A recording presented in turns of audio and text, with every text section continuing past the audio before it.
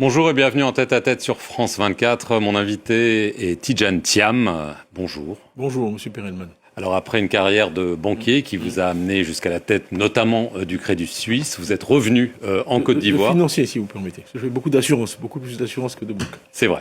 Vous êtes revenu au pays, vous avez été élu à la tête du Parti démocratique de Côte d'Ivoire, le PDCI, et votre objectif est de devenir président de la Côte d'Ivoire d'ici quelques mois.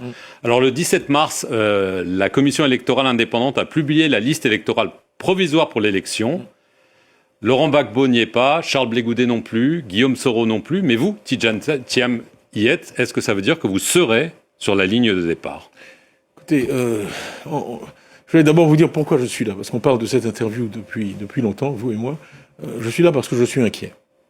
Après les crises que la Côte d'Ivoire a connues en 99, en 2010, en 2020, je suis inquiet quand je vois qu'on va vers une élection qui risque de ne pas être inclusive. Moi, je suis un démocrate, je crois que c'est très important que tous les candidats qui représentent une part significative de l'élection ivoirienne puissent être candidats. Et j'ai des regrets personnellement de ne pas avoir parlé assez haut et fort. En 99, j'étais très inquiet, j'ai fait note après note au président Bédier, prévoyant un coup d'État et des troubles. J'ai fait partir ma famille en juin 99. Et donc, le coup d'État est arrivé. En 2010, j'ai pris la parole, mais assez tard. En 2020, assez tard.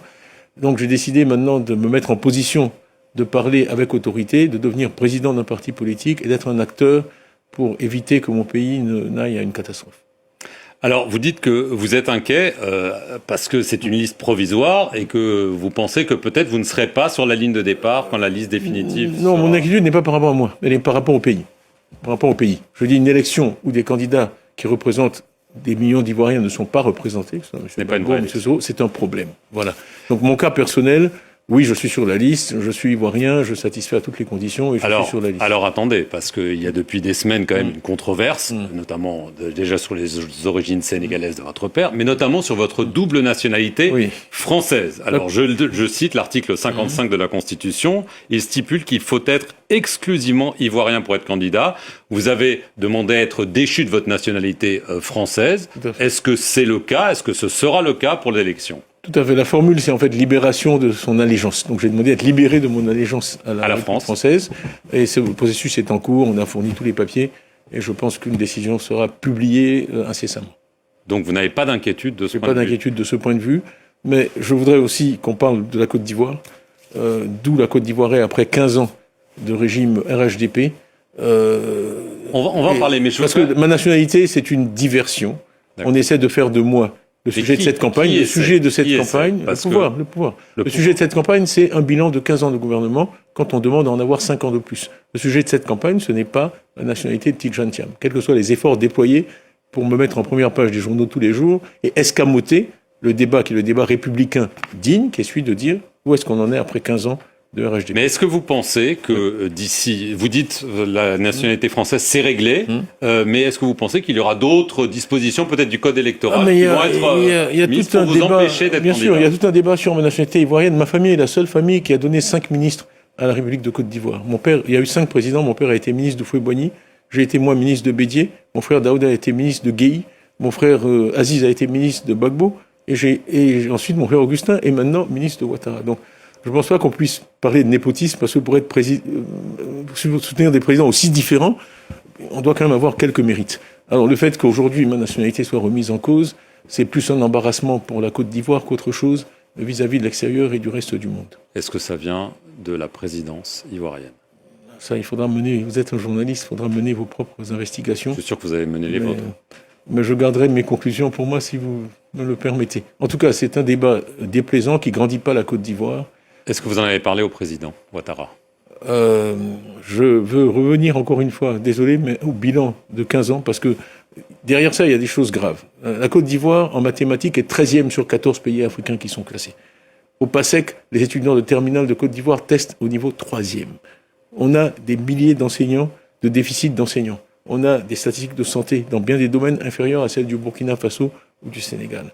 On a des coupures d'électricité aujourd'hui à Abidjan. Voilà les problèmes. Pour moi, le pouvoir affirme que la croissance est là depuis des années, qu'il a remis le pays sur pied. Absolument. Taux de pauvreté. Abidjan, 22%. Taux de pauvreté en dehors d'Abidjan, 51%. 51%, c'est une moyenne. Ce qui veut dire que dans les zones les plus pauvres, on monte à 60-70% de taux de pauvreté. après 15 ans de gouvernement. Donc c'est cela que vous avez dû voir quand même dans le pays l'engouement qu'il y a aujourd'hui autour du PDCI ou même de ma modeste personne et les meetings qu'on fait. C'est parce que les Ivoiriens sont mécontents. Ils sont mécontents, ils sont insatisfaits. Et on part, ça c'est un des ingrédients de l'inquiétude, on part vers une élection difficile. Donc, une élection à laquelle va participer, selon vous, Alassane Ouattara, il a dit qu'il était prêt à continuer à servir, mais il n'a pas dit plus. Je n'oserais pas répondre à cette question à sa place. Il faudra attendre sa réponse. Mais votre sentiment, c'est qu'il va y aller. Ce qu'on voit, c'est que le RHDP souhaite rester au pouvoir. C'est pour ça que je parle de 5 ans de plus. Ça fait 15 ans, je parle de 5 ans de plus. Mais il y a des problèmes. J'ai entendu un membre du gouvernement récemment qui a réussi l'exploit, dans la même phrase, d'insulter la mémoire du président Houphouët-Boigny et sa famille. Puisqu'il parle de moi en disant le prétendu parent de Houphouët-Boigny. Je crois qu'il y a beaucoup de choses qui sont contestées, même parenté avec lui est incontestable. Et ensuite, il refuse un dialogue politique. Le premier élément de la philosophie houphouëtiste, c'est le dialogue. Donc moi, ce pourquoi je me bats aujourd'hui, c'est pour qu'en Côte d'Ivoire, il y ait un dialogue. Mais le pouvoir a dit... Il vaut mieux prévenir que guérir. Ayons un dialogue, mettons tout le monde dans ce dialogue et on verra. Mais le gouvernement dit c'est trop tard pour le dialogue, c'est trop tard même pour la révision de la liste électorale, une demande de l'opposition. La liste électorale, vous savez très bien qu'en 2020, la révision a eu lieu en juin-juillet pour une élection en octobre. En 2015 également, la révision a eu lieu en juin-juillet. Les éléments pratiques qui sont évoqués ne tiennent pas la route. Moi, j'ai de bons contacts à la CEI qui m'ont garanti que l'opération était totalement faisable. Alors pourquoi on ne le fait pas ? C'est une question à poser aux autorités. Non mais vous, si on ne révise pas la liste électorale alors qu'on a le temps de le faire, les capacités de le faire, ça veut dire que vous pensez que l'élection ne sera pas juste. Et le budget, parce que c'est inscrit au budget de l'Assemblée nationale. Donc l'élection ne sera pas juste. Ce sont les craintes, c'est ce qui alimente mes craintes. De dire, ça et va la pas... crainte, c'est quoi ? La guerre civile ?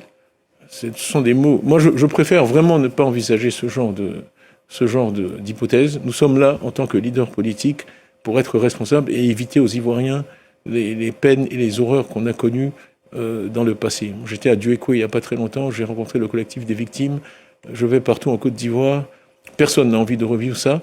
On peut l'éviter, mais à condition d'être vraiment oufouettiste, c'est-à-dire de se parler. Oufouet, moi, il m'a pratiquement élevé, on était très proche de lui, et il parlait toujours à tout le monde. C'est ça la base de l'oufouettisme. Donc, entre Ivoiriens, asseyons-nous et parlons.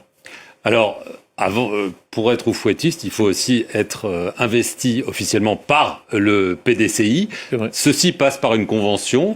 Votre opposant interne, Jean-Louis Billon, se plaint qu'elle n'a toujours pas été convoquée. Est-ce qu'il y aura une convention bientôt ? Quand pour être investi ? Bien sûr, il y aura une convention. Nous respectons toujours nos textes. Mais nous quand ? sommes un parti organisé. Moi, on a un call center. Je conduis des sondages très régulièrement. Avant la convention, l'élection de 2023, il me donnait 93%, j'ai eu 96%.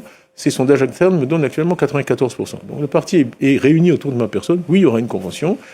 Si M. Billon souhaite être candidat, bien sûr qu'il pourrait être candidat. La date de la convention est fixée par le bureau politique. Le bureau politique se réunit le 5 avril et avec comme unique point à l'ordre du jour, déterminer la date de la convention. Donc la date de la convention aura lieu largement pour que le candidat désigné, dont j'espère que ce sera moi, puisse faire campagne. Si jamais vous n'êtes pas en mesure d'être candidat, pour une raison ou une autre, qu'est-ce que vous allez faire ? Vous allez appeler un boycott des élections ? Ma formation anglo-saxonne m'a appris à ne pas... I don't answer hypotheticals. Donc j'apprécie la question, mais pour l'instant, je suis convaincu que je serai candidat et que je serai le représentant du PDCI à l'élection. Est-ce que vous êtes convaincu que vous allez être président ? Parce qu'il y a quand même beaucoup de candidats sur la ligne de départ. Il y en a peut-être qui ne le seront pas. Je suis croyant, je ne peux pas insulter l'avenir. Ça, c'est une décision que les Ivoiriens doivent prendre. Moi, ce que je fais, c'est ce qui est sous mon contrôle. C'est me présenter, expliquer, parler, convaincre. Ensuite, c'est aux Ivoiriens de choisir leur président. Et moi, je me bats pour qu'ils puissent exercer ce droit librement. Il y a des centaines de milliers d'Ivoiriens actuellement qui ont fait tous leurs papiers. On les a poussés. Ils sont prêts à voter en octobre. Et le fait de dire...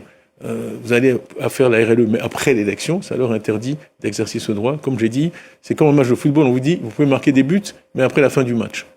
Donc le bon sens montre que ce n'est pas une bonne approche. Alors, à travers cette polémique sur votre double nationalité, il y a aussi ces accusations en filigrane que vous êtes le candidat de la France, que vous êtes près d'Emmanuel Macron. Il y a des enregistrements qui sont ressortis. Oui. Voilà. Est-ce que vous êtes le candidat de la France, Moi, Tidjane Thiam ? Je vais vous dire, à l'époque, j'ai enlevé à la France le plus gros contrat qui avait jamais été attribué en Côte d'Ivoire, qui était la centrale d'Azito. Et j'ai eu beaucoup d'ennuis avec Suez, Tractebel et autres parce que j'ai attribué ce contrat à Azea Brown Boveri. Quand je suis arrivé à la DCGTX à l'époque, contrôle des grands travaux, j'ai licencié 141 expatriés français sur 150. J'avais l'ambassadeur de France, le chef de la mission de coopération, l'AFD, dans mon bureau, régulièrement me demandant si j'étais pro ou anti-français, ce à quoi j'ai toujours répondu, je suis pro-Côte d'Ivoire. Donc quand on regarde mon parcours, et quand on regarde ce que j'ai fait, essayer d'y trouver les traces d'une proclivité pro-française est un exercice vain et qui est voué à l'échec. D'autant plus que j'ai fait l'essentiel de ma carrière en anglais et dans le monde anglo-saxon. Donc je ne suis pas sûr d'où vient cette accusation, mais en tout cas on peut la soutenir à partir de mon parcours et de la manière dont j'ai dirigé ma vie. J'ai toujours fait passer l'intérêt de la Côte d'Ivoire avant toute autre considération. Est-ce que ça veut dire que le franc CFA, si vous êtes élu, devra être abandonné? Je crois que la monnaie est un attribut essentiel de la souveraineté. Et je pense que une nation qui n'a pas le contrôle de sa monnaie n'est pas vraiment souveraine. Maintenant, le fait d'avoir une zone monétaire, ça a de gros avantages. Et je crois qu'il faut à terme que les États d'Afrique occidentale francophone apprennent à vraiment gérer une monnaie avec tout ce que cela comporte, notamment le taux de change, notamment le taux de change, notamment la parité externe. Donc c'est quelque chose qui ne peut pas se faire du jour au lendemain. Et qui doit se faire. Ma vision, ce serait d'avoir une zone crédible, autonome, bien gérée, avec une monnaie unique. Juste en conclusion, oui. Est-ce que vous avez des craintes, même physiques pour vous, parce que vous êtes lancé dans une aventure où il y a beaucoup d'embûches? Je reçois des menaces quasi quotidiennes, certaines vraiment explicites. Des menaces de quoi? Sur ma sécurité physique. Des menaces de mort, donc? Oui, à la suite de certaines déclarations, on me fait dire que personne ne pourra assurer ma sécurité physique si je renouvelle. Qui fait dire ça? Des personnes autorisées. Par le pouvoir? Je m'en tiendrai là. Donc, écoutez, c'est comme ça. On se bat pour que ça change. La peur, on me reproche de parler de la peur. Il y a des gens qui n'osent même pas prendre de photos avec moi. On se bat pour que la Côte d'Ivoire soit libérée de la peur. Tidjane Thiam, merci beaucoup d'avoir répondu aux questions de France 24 et merci à vous d'avoir regardé cet entretien sur nos antennes.